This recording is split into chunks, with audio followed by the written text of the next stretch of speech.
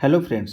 तो आज हम लोग फिर से एक नए वीडियो में शामिल हुए हैं और एक ऐसा सब्जेक्ट लेकर आया गया है जो 2016 टेट का जो एग्ज़ाम हुआ था उसका आपका सेट ये है, यानी प्रीवियस ईयर सेट है। तो इसमें आपका सी टेट का जो सेगमेंट होता है उसमें जो पार्ट 4 होता है यानी भाग 4 होता है, उसमें आप देखे होंगे कि सामाजिक अध्ययन एवं सामाजिक विज्ञान से क्वेश्चन होता है। ठीक है, तो सामाजिक विज्ञान या सामाजिक अध्ययन से क्वेश्चन होता है, तो उसी को हम लोग लेकर आज आए हैं। जिस जो अब ये क्वेश्चन एक मॉडल आंसर के रूप में आप लोग देखें। मॉडल क्वेश्चन आंसर के रूप में देखने से आप लोग को पता चलेगा कि आने वाले एग्जाम में कैसा क्वेश्चन पूछा जा सकता है। ठीक है, तो ये एग्ज़ाम आपका और भी एग्जामिनेशन जैसे अभी आने वाले एसएससी जीडी है या एसएससी सीजीएल है, जेएसएससी है, ठीक है, या कोई भी वैसा वनडे एग्ज़ाम जिसमें आपका सामाजिक अध्ययन से रिलेटेड जो भी सिलेबस होता है उसके लिए ये ज़्यादा फ्रूटफुल है। तो आप लोग इसको देखें और यहाँ से क्वेश्चन आप लोग करें। ठीक है, और उसको मॉडल बनाकर आप लोग उसी तरीक़े से तैयारी कर सकते हैं। ठीक है, तो चलिए हम लोग स्टार्ट करते हैं इसको, बिना समय गंवाए हम लोग स्टार्ट करते हैं कि संसार में प्रचलित रोपण कृषि रोपण कृषि का सही विशेषता का चयन निम्नलिखित में से कीजिए। ठीक है, तो संसार में प्रचलित रोपण कृषि की सही विशेषता का चयन क्या है। ठीक है, तो रोपण कृषि में क्या होता है, देखिए यह वाणिज्यिक प्रकार की कृषि है जो विस्तृत क्षेत्रों पर की जाती है। ठीक है, इसे देख लेते हैं हम लोग। इस प्रकार की कृषि में भूमि का गहन उपयोग करने के लिए कृषक अपने पूरे परिवार के साथ लगा रहता है। तो रोपण कृषि यानी कि ये इंटेंसिव कृषि हो गया आपका। ठीक है, इंटेंसिव कृषि हो गया। ठीक है, यह कृषि मध्य अक्षांशों के आंतरिक अर्ध सूक्ष्म प्रदेशों में की जाती है। तो क्या अर्ध सूक्ष्म प्रदेश है, यहीं पे देखिए गलत वैसी हो गया कि अर्ध सूक्ष्म प्रदेश है तो वहाँ पे क्या रोपण कृषि होगा। वहाँ पे जब जल ही उपलब्ध नहीं होगा, अच्छा से जल उपलब्ध नहीं होगा तो रोपण कहाँ से होगा। ठीक है, इसमें प्रति एकड़ उपज कम होती है। देखिए रोपण कृषि है उसमें फर्टिलाइजर डालते हैं, उसमें आपका कंपोस्ट डालते हैं, अच्छा वैरायटी का इल्ड जो सीड्स होता है यानी अच्छा वैरायटी का सीड होता है उसको डालते हैं। तो ये उपज प्रति एकड़ उपज कम कैसे होगा। ठीक है, यानी कि 4 आपका रॉन्ग हो गया, 3 भी रॉन्ग हो गया। ठीक है, यानी इंटेंसिव कृषि होता है तो ये आपका हो गया, तो इसका आंसर आपका ये हो गया, यानी कि 1 फर्स्ट इसका आंसर होगा। ठीक है, आगे देखते हैं। मध्य और शीर्ष प्रबंधन की प्रतिभा सर्वाधिक उपलब्ध होने का विशेष लाभ निम्नलिखित में से किस नगर को प्राप्त है। देखिए क्या बोल रहा है, मध्य एवं शीर्ष प्रबंधन, ठीक है, मीडियम एंड अपर आपका मैनेजमेंट की प्रतिभा सर्वाधिक उपलब्ध होने का विशेष लाभ निम्नलिखित में किस नगर को आपका हमेशा प्राप्त हुआ। तो जैसा आपको देखिए कोची है, नहीं, पुणे नहीं, देखिए बेंगलुरु, इसका आंसर बेंगलुरु है। देखिए बेंगलुरु को सिल्क सिटी भी बोला जाता है। ठीक है, सिल्क सिटी ऑफ इंडिया बोला जाता है। ठीक है, सिल्क सिटी ऑफ इंडिया बोला जाता है। और वहाँ पे सिल्क सिटी ऑफ इंडिया इसलिए बोला जाता है क्योंकि वहाँ पे टेक्नोलॉजी का बहुत बड़ा हब बन चुका है। ठीक है, तो इस तरीक़े से देखा, सिल्क सिटी ऑफ इंडिया कौन सा है, तो बेंगलुरु है। बेंगलुरु कहाँ है, कर्नाटक में है। ठीक है, आगे देखें हम लोग।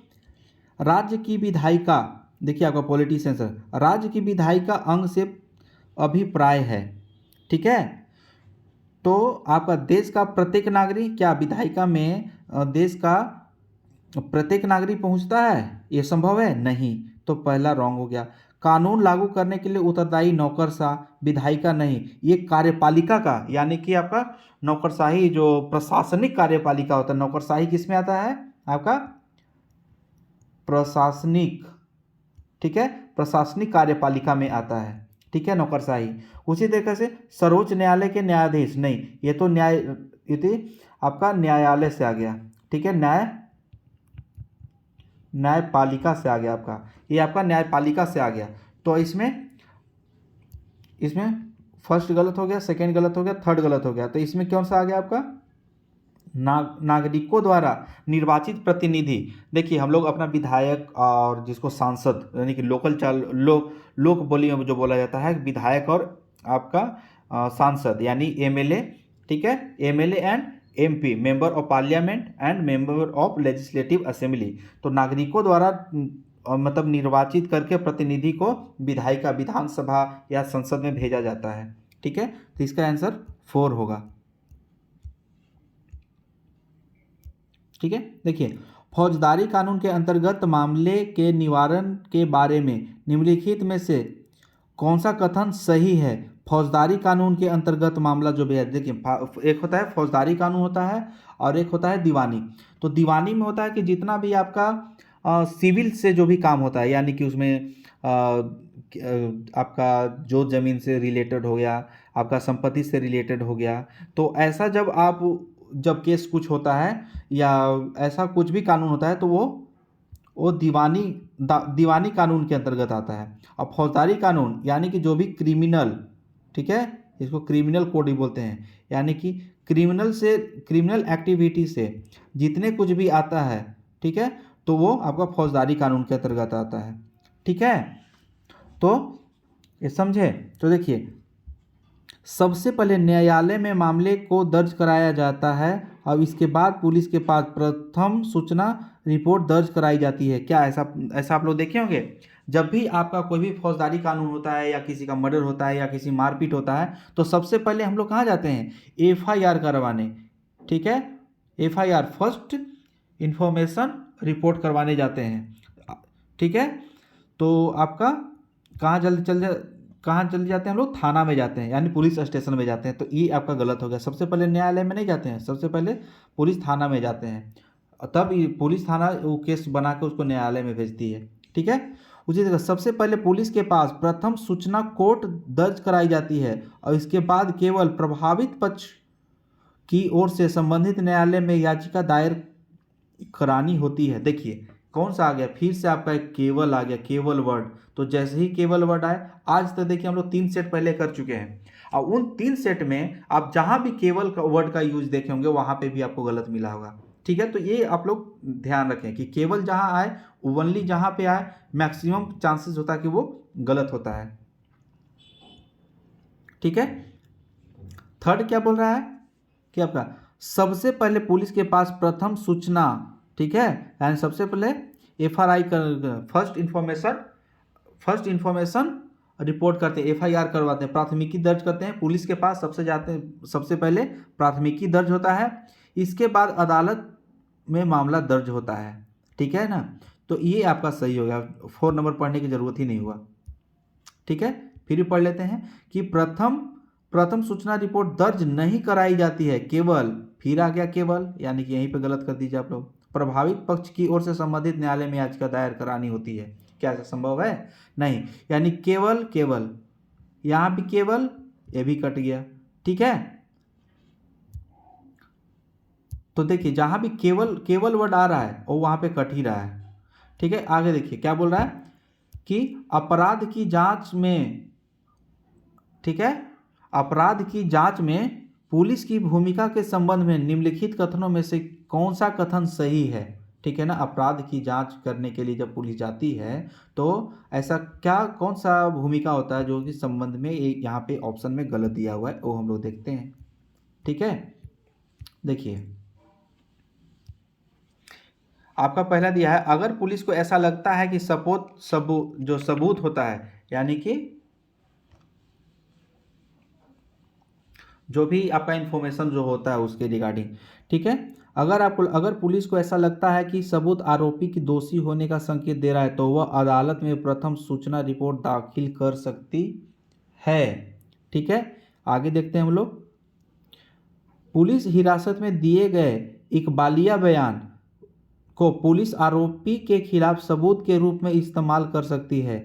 देखिए इकबालिया बयान जब आप जोर जबरदस्ती से या किसी तरीके से बयान लेते हैं तो क्या पुलिस उसको मान लेती है? कानून उसमें जो न्यायालय जो होता है वो क्या मान लेता है कि नहीं ये जो है, नहीं, इसके लिए गवाही दिया जाता है कि क्या लोग सही देखे हैं कि नहीं। जो कुछ लोग जाकर गवाही देते हैं उसी पे आगे का केस बनता है।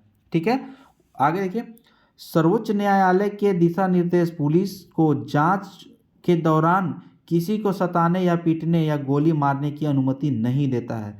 ये देखिए ये आपका सही आंसर होगा, यहीं पे सुप्रीम कोर्ट का ये जजमेंट है कि कोई भी दोषी है उसे भी उसका भी मानवाधिकार है, ठीक है ना। इसीलिए उसको थर्ड डिग्री टॉर्चर नहीं किया जाए, उसको सताया नहीं जाए, उसको पीटा नहीं जाए, ठीक है, या उसको गोली नहीं मारा जाए, ठीक है। तो आपका यहाँ पे थर्ड आंसर सही आंसर हुआ।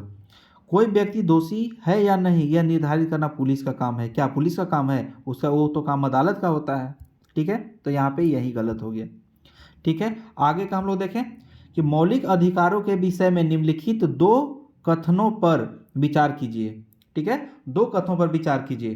पहला क्या बोल रहा है कि भारत के संविधान में दिए गए सभी मौलिक अधिकार न्यायालय में बाध्यकारी है, ठीक है। तो ये आपका होगा, यहाँ पे सही विकल्प चुनना है, हाँ होगा। क्योंकि देखिए जो मौलिक अधिकार है ना, वो अगर आपका मौलिक अधिकार का हनन हो रहा है तो वो आप जाके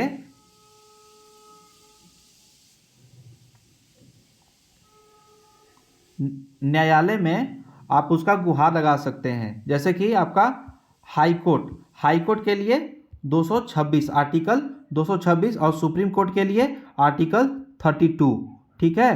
तो आर्टिकल 32 अभी ये आप डायरेक्ट जाके हाई कोर्ट में और डायरेक्ट जाकर सुप्रीम कोर्ट में अपना फंडामेंटल राइट का आप सुरक्षा मांग सकते हैं, ठीक है ना। तो ये बाध्यकारी है, ठीक है। दूसरा, शोषण के विरुद्ध अधिकार नागरिक को उच्च स्तर के न्यायालय में जाने की अनुमति प्रदान करता है यदि वह समझता है कि निचले स्तर के न्यायालय द्वारा दिया गया निर्णय अन्यायपूर्ण है। तो हाँ डेफिनेटली आप मतलब निचले स्तर के जो कोर्ट होता है, न्यायालय होता है, वहाँ से आप ऊपर स्तर के न्यायालय जैसे हाई कोर्ट, सुप्रीम कोर्ट में आप जा सकते हैं, ठीक है। तो यहाँ पे आप देखेंगे कि आपका दोनों कथन सही हो रहा है, ठीक है ना। तो पहला याद रखेंगे क्या, बाध्यकारी होता है किसमें, आर्टिकल 226 हाई कोर्ट और आर्टिकल 32 सुप्रीम कोर्ट। यानी कि आप अपने मौलिक अधिकारों की रक्षा के लिए आप यहाँ पे डायरेक्ट जा सकते हैं, ठीक है ना। चलिए आगे बढ़ते हैं। देखिए यहाँ पे एक केस स्टडी दिया है कि पहिएदार कुर्सी व्हील चेयर का उपयोग करने वाले रंजन की कक्षा विद्यालय भवन की तीसरी मंजिल में लगती है, ठीक है। वह प्रत्येक दिन सहायक की प्रतीक्षा करता है जो उसे उठाकर विद्यार्थियों की भीड़ से होकर ले जाता है, ठीक है ना। देखिए कितना अच्छा एक केस स्टडी है। देखिए ये क्या बोलता है कि भारतीय संविधान के किस अनुच्छेद का उल्लंघन करता है, ठीक है। भारतीय संविधान का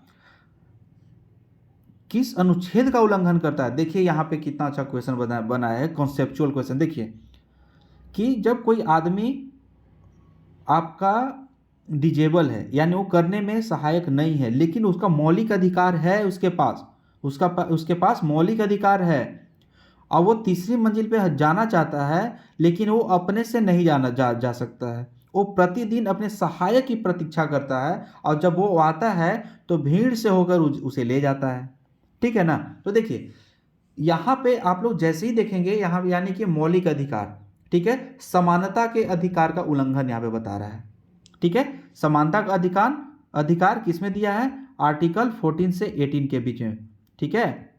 कौन सा, भाग 3 में दिया हुआ है। भारतीय संविधान के भाग 3 में आर्टिकल आपका 14 से 18, ठीक है। तो इसे आप लोग याद रखेंगे। तो यहाँ पे आप लोग यहाँ पे देखें कि देखिए पहला देखें आर्टिकल 370, ये आपका जम्मू एंड कश्मीर, ठीक है, जम्मू एंड कश्मीर का स्पेशल स्टेटस को लेकर दिया गया था, ठीक है। आर्टिकल 360 ये भारतीय संविधान में, ठीक है, क्या है आपका वित्तीय आपातकाल की घोषणा करता है, ठीक है। यानी कि वित्तीय आपातकाल के बारे में बताता है। यानी 370 जम्मू कश्मीर के स्पेशल स्टेटस के बारे में बताता है और आर्टिकल 360 आपका देश में वित्तीय आपातकाल कैसे लगाया जाएगा, कितना दिन रहेगा, कैसे उसका प्रोसेस होता है, उसके बारे में बताया है, ठीक है। आर्टिकल 25 यानी आर्टिकल 25 मौलिक अधिकार है, इसमें धर्म से संबंधित है, यानी भारत में कोई भी व्यक्ति कोई भी धर्म को मान सकता है, ठीक है, उसका अर्चना कर सकता है, उसका प्रचार प्रसार कर सकता है। तो आपका आर्टिकल 25 क्या है? धर्म की स्वतंत्रता। भारतीय संविधान में क्या दिया गया है? धर्म की स्वतंत्रता, ठीक है ना। तो देख लिए आर्टिकल 370 जम्मू कश्मीर, आर्टिकल 360 आपका हो गया वित्तीय आपातकाल से, 25 हो गया आपका धर्म की स्वतंत्रता से। एक बच जाता है आपका समानता का अधिकार यानी आर्टिकल 15, ठीक है ना। आर्टिकल 15 उसमें देखिए क्लॉज देखिए 2, 3, 4, 5 इस तरीके से क्लॉज जोड़ा गया है, यानी कि समानता के अधिकार का वो क्या उल्लंघन वहाँ पे हो रहा है, ठीक है, यानी कि समानता का अधिकार को यहाँ पे दर्शाया गया है, ठीक है। आगे देखते हैं हम लोग विकलांगता अधिनियम 1995। विकलांगता अधिनियम, अब देखिए हमेशा बताया था ना विकलांग को आपका दिव्यांग बोला जाता है, हमेशा इस वर्ड को याद रखें आप लोग, दिव्यांग, ठीक है ना। एक गरिमापूर्ण वर्ड है ये, ठीक है। तो विकलांगता अधिनियम 1995 के किस प्रावधान का पालन विद्यालय नहीं कर रहा है? देखिए यहाँ पे जो केस स्टडी है वहाँ पे विद्यालय कौन सा प्रावधान है जो आपका पालन नहीं कर रहा है, ठीक है। तो इसमें आपका देखिए रैंप वाले सार्वजनिक स्थानों और भवनों तक सुरक्षित पहुंच, यानी कि रैंप नहीं लगाया जाता है, देखते हैं ना रैंप जो कि सीढ़ीदार होता है ऐसे, ठीक है, उसी से व्हील चेयर से वो यहाँ पे आएगा और यहाँ पे इलेक्ट्रिक होता है, वो वहाँ पे यहाँ पे ले जाकर उसको 3rd मंजिल पे चढ़ा, यानी कि just suppose like a lift, यानी कि लिफ्ट के बारे में बता रहा है, ठीक है। तो यहाँ पे इसका आंसर कौन सा हो गया? 4 नंबर, ठीक है। आगे देखें हम लोग कौन सा है, देखिए 99 क्या बोल रहा है कि रंजन के प्रति सहानुभूति के विकास के लिए विद्यार्थियों के साथ किया गया निम्नलिखित में से कौन सा क्रियाकलाप सबसे उपयुक्त होगा, ठीक है, ठीक है। यानी कि जो विद्यार्थी हैं उनके मतलब रंजन के सहानुभूति के रूप में विद्यार्थियों का ऐसा क्या किया जाना चाहिए? तो विकलांगता अधिनियम पर एक भाषण देने के लिए किसी वकील को आमंत्रित करना, ऐसा होता है क्या? वकील को आमंत्रित करेंगे वो भाषण देने के लिए, वो नेता थोड़ी होता है। या विकलांगता अधिनियम के बारे में ऐसा थोड़ी कि एक वकील ही जानता है। अगर आप एक शिक्षित नागरिक हैं तो आप बेहतर तरीक़ा से जान सकते हैं, ठीक है। तो ये क्वेश्चन ऐसे ही गलत हो जाता है, ठीक है।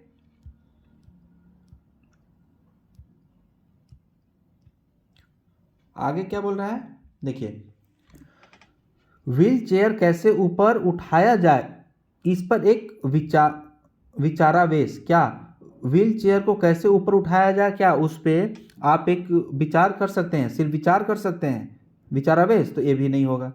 रंजन को सीढ़ियों से ऊपर ले जाने और नीचे लाने के लिए विद्यार्थियों को कहना, आप कितना दिन उसको काम करते रहेंगे, किसी को आप सहारा देते रहेंगे, यानी कि आप उसको एम्पावर्ड करना नहीं चाहते हैं, ठीक है, उसको एम्पावर्ड नहीं करना चाहते हैं, उसको अपने पैरों पे खड़ा नहीं होना देना चाहते हैं, वो अपना समस्या को अपने से निपटे, वो नहीं बनने देना चाहते हैं, यानी कि 1st, 2nd एंड 3rd ये तीनों गलत हो गया। बस एक ही क्वेश्चन बच जाता है, क्या? एक भूमिका निर्वाह नाटिका का आयोजन करना जिससे विद्यार्थी व्हील चेयर ले जाने का अनुभव कर सकें, ठीक है ना, अनुभव कर सकते हैं, यानी कि सहानुभूति लोगों में आएगा, और जब उनमें सहानुभूति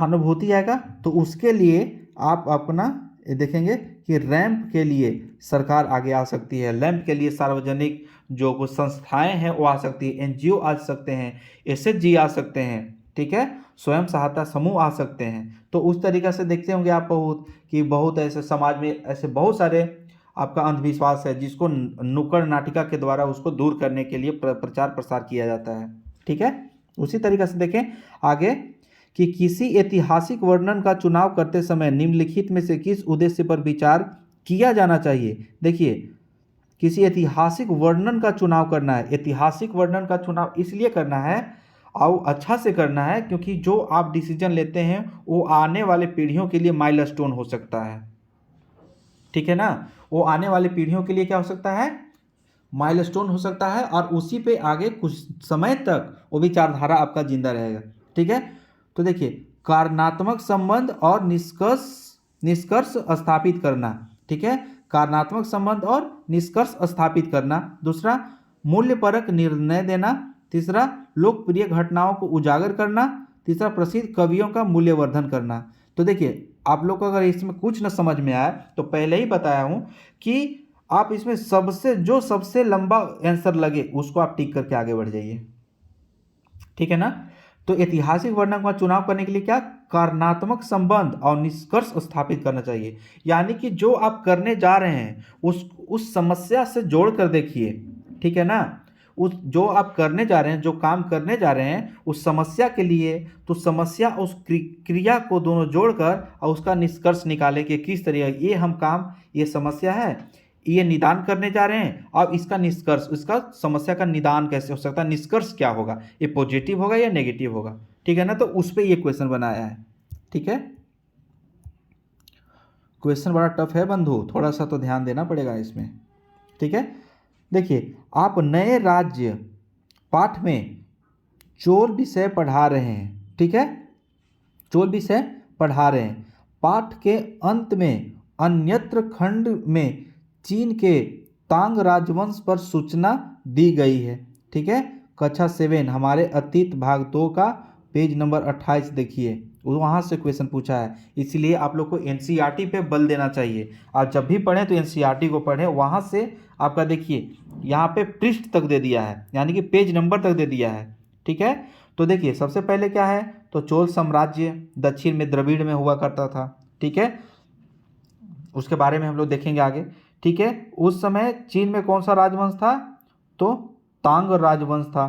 ठीक है, तो सूचना दिया गया। ठीक है, अब देखिए क्या बोल रहा है कि सामाजिक विज्ञान के शिक्षक होने के नाते इस पर विचार विमर्श करते समय आपका शैक्षिक विचार क्या होगा। देखिए बताए थे ना कि जब भी ऐसा क्वेश्चन आए अपने आप को समझ लीजिए कि हम टीचर हैं, आप टीचर बन चुके हैं। ठीक है ना, तो यहाँ पे आप लोग को ये देखने की ज़रूरत है। ठीक है, यहाँ पे देखिए क्या बोल रहा है, देखिए क्या बोल रहा है, विद्यार्थी को रोचक तथ्यों के प्रति जागरूक करना। ठीक है, विद्यार्थियों को चीन के अतीत पर कल्पना करने का अवसर प्रदान करना।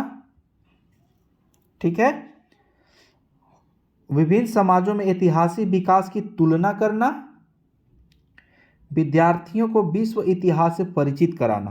तो इन चारों में से क्या आंसर होगा, जल्दी सोच के आप लोग अपना मन में सोचिए, फटाक से सोच लिए। चलिए इसका आंसर बताते हैं। देखिए विद्यार्थियों को चीन के अतीत पर कल्पना करने के लिए अवसर प्रदान करना, क्योंकि देखिए ये आपका दिया हुआ है, पेज नंबर 28 में दिया हुआ है, उसमें कुछ भी दिया हुआ है तो उसको आपको सोचकर स्टूडेंट को बोलिए कि इसको आप पढ़ो, अब इसके बारे में निष्कर्ष निकालो कि क्या है। ठीक है ना, तो चीन के अतीत के बारे में जानने को मिलेगा। ठीक है, आगे देखें। आप देखते हैं कि सामाजिक विज्ञान, ठीक है, आप देखते हैं कि सामाजिक विज्ञान की कक्षा में विद्यार्थी कुछ पूर्वाग्रहों का प्रदर्शन करते हैं। आपकी सबसे उपयुक्त प्रतिक्रिया क्या होगी। ठीक है, विद्यार्थी कुछ पूर्वाग्रहों का प्रदर्शन करते हैं। पूर्वाग्रह जैसे कि बोला जाता है, जैसे पूर्वाग्रह है बिंबिसार ने 500 शादियां की। ठीक है, औरंगजेब 100 शादी किया। ठीक है, तो ऐसा नहीं है। अशोक ने अपने 99 भाइयों को मारा। तो ऐसा कुछ पूर्वाग्रह विद्यार्थी को कहीं ना कहीं से मिल जाता है। ठीक है ना, तो जैसे कि देखिए एक टीचर जो थे हम लोग से ये पूछते थे, जैसे कि पूछा, एक स्टूडेंट पूछता है उनसे, जैसे कि मान के चलिए कि हम ही वो एक टीचर से पूछते हैं कि औरंगजेब जो था ना वो डेली 15,000 हिंदुओं को मारता था। ठीक है, तो अगर 15,000 हिंदू को डेली मारे तो सोच लीजिए कि वो आपका 12 महीने में कितना हुआ।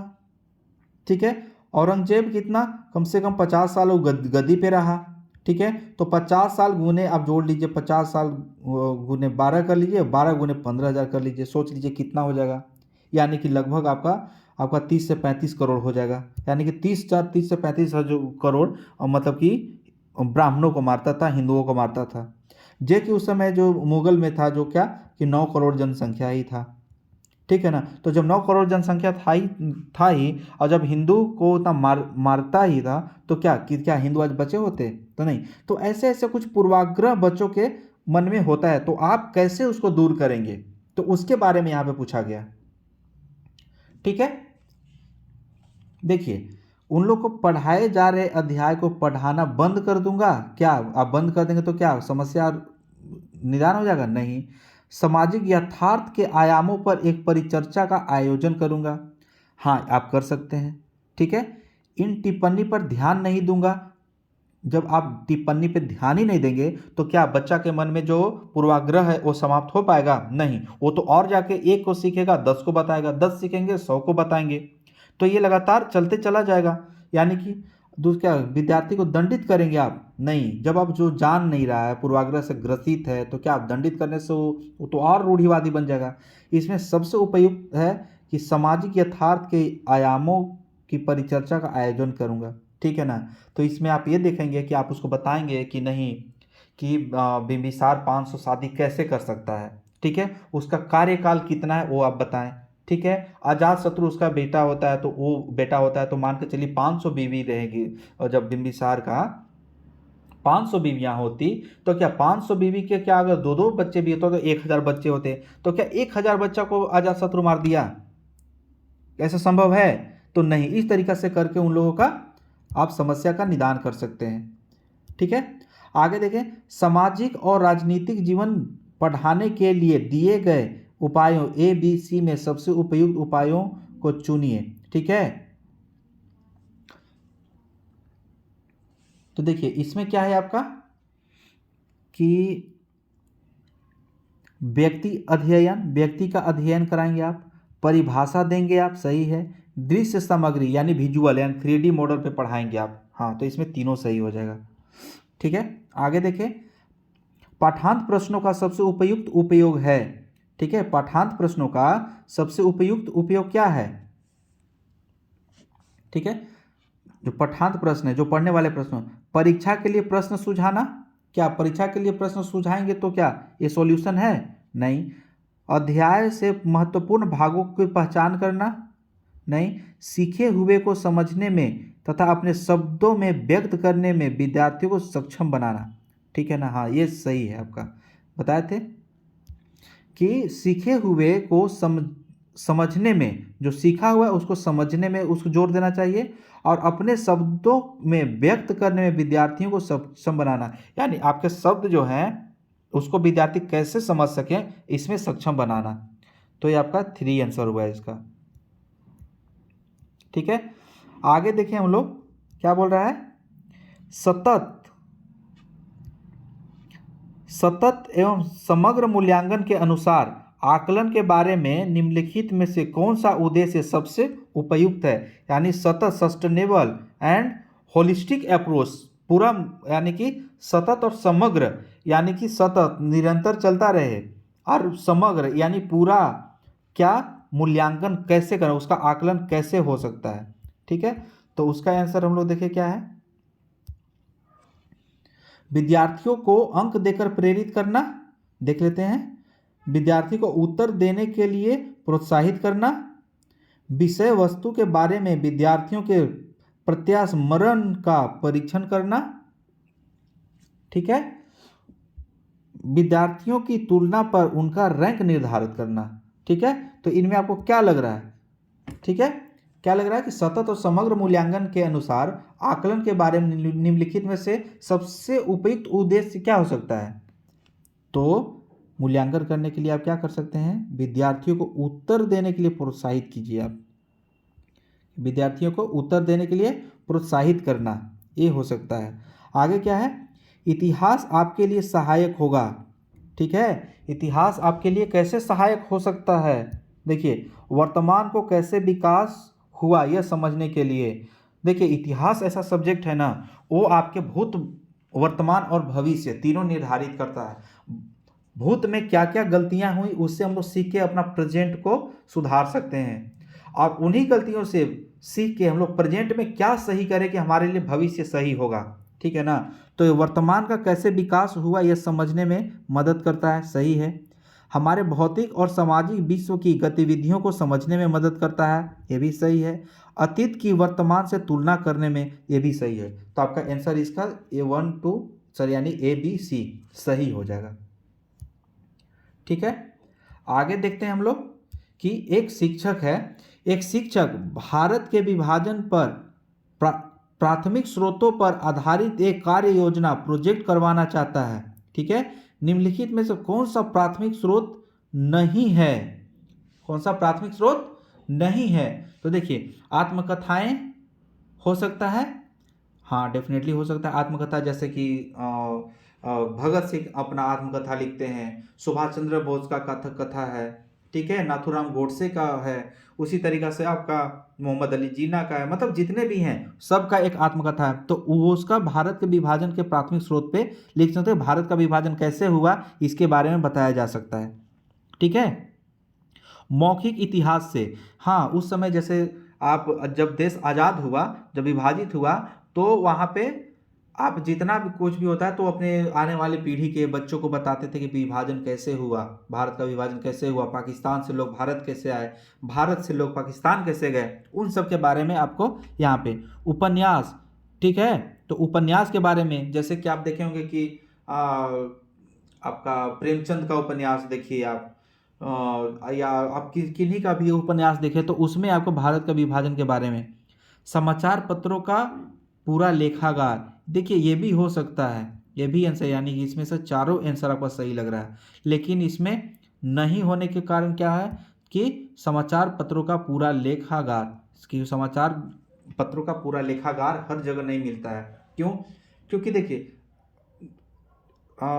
1757 से लेके 1947 तक, ठीक है, 1947 यानी कि 1757 से 1757 से 1947 तक क्या जितना भी जो पेपर समाचार पत्र हैं क्या पूरा लेखागार में संरक्षित हैं?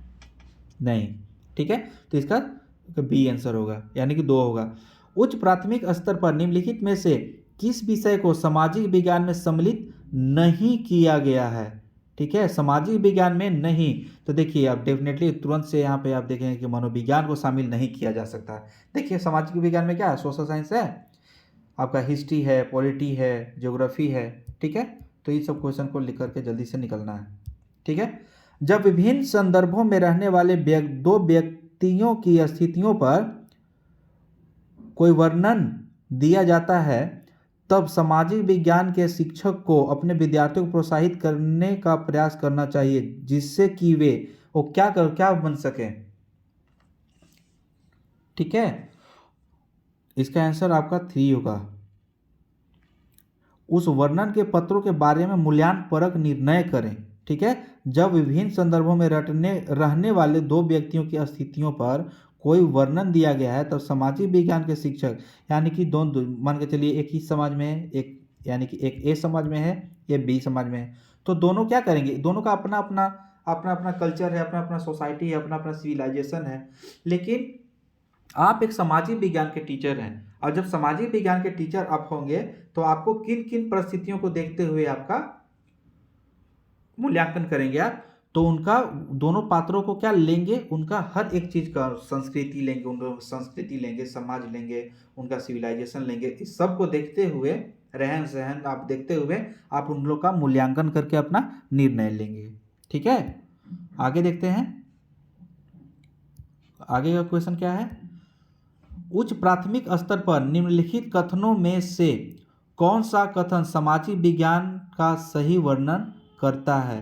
ठीक है, उच्च प्राथमिक स्तर पर, उच्च प्राथमिक स्तर यानी कि 6 से 8 के बात बोल रहा है ये, निम्नलिखित में कौन सा सामाजिक विज्ञान का सही वर्णन करता है? तो सही वर्णन कौन सा करेगा बताइए।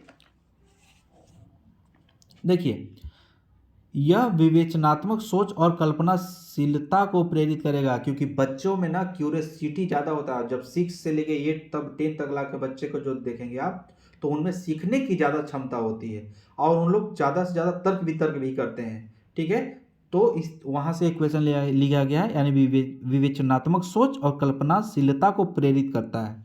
ठीक है।